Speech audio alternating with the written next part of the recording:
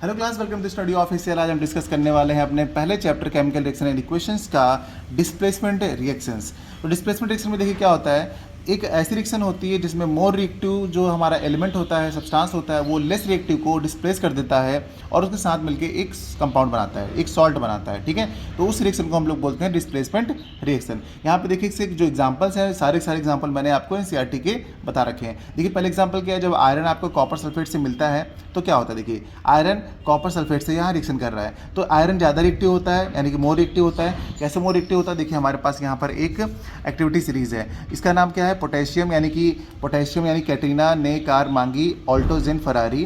फिर उसके नीचे है अपनी सीरीज क्या है कि सुनो फिर भी हाई क्यों मिली सिल्वर प्लेटेड ऑडी। तो ये आपकी एक्टिविटी सीरीज है जो सभी बच्चों को अच्छे से लर्न होनी चाहिए। अगर इस एक्टिविटी सीरीज को लर्न कर लेते हैं तो आपको पता चल जाएगा कि आयरन जो है वो ज़्यादा रिएक्टिव है कॉपर से, क्योंकि जितने भी एक्टिविटी सीरीज में ऊपर वाले एलिमेंट हैं वो ज़्यादा रिएक्टिव हैं नीचे वाले से।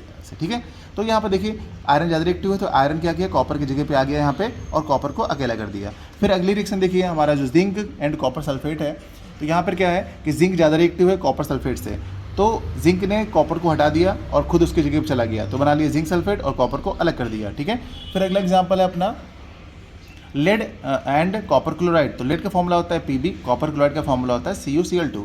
अब क्या हो रहा है यहाँ पे, Pb ज़्यादा रिएक्टिव है क्योंकि एक्टिविटी सीरीज में Pb ऊपर है तो इसने कॉपर को डिस्प्लेस कर दिया है और बना लिया है PbCl2 और कॉपर को अकेला कर दिया। फिर लास्ट में अपना है chlorine and potassium iodide. Last example है ये क्लोरीन एंड पोटेशियम आयोडाइड के जो एग्जांपल है ये नॉन मेटल वाला एग्जांपल है। देखिए तो आपको पता होना चाहिए नॉन मेटल में जो क्लोरीन होता है वो आयोडीन से यानी आयोडाइड से ज़्यादा रिएक्टिव होता है, यानी chloride more reactive than iodide. तो क्लोरीन क्या किया, आयोडाइड को हटा करके खुद उसकी जगह बैठ गया तो बना दिया KCl और आयोडीन।